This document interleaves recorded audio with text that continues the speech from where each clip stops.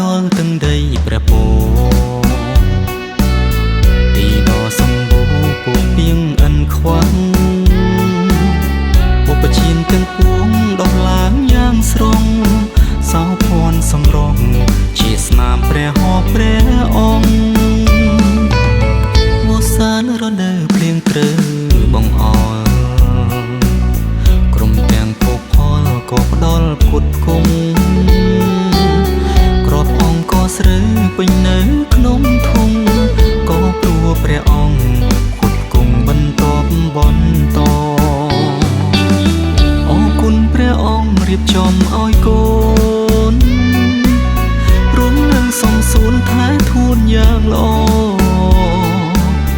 មិនឲ្យខ្វល់ខ្វាយគ្រឿងកាយលំអ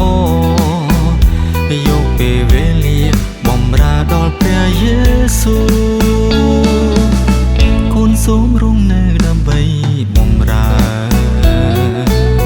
ច្រៀងថ្លែងសរសើរថ្វាយសេរីល្អ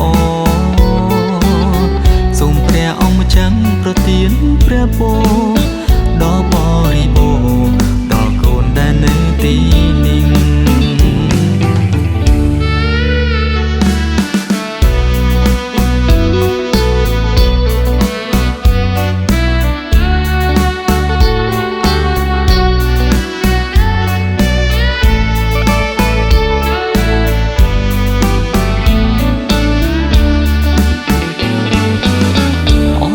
ព្រះអង្គរៀបចំឲ្យកូ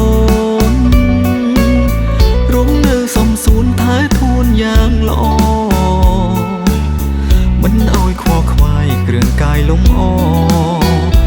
យកពេលវេលាបំរើដល់ព្រះយេស៊ូវកូនសូមរួមនៅដើម្បីបំរើ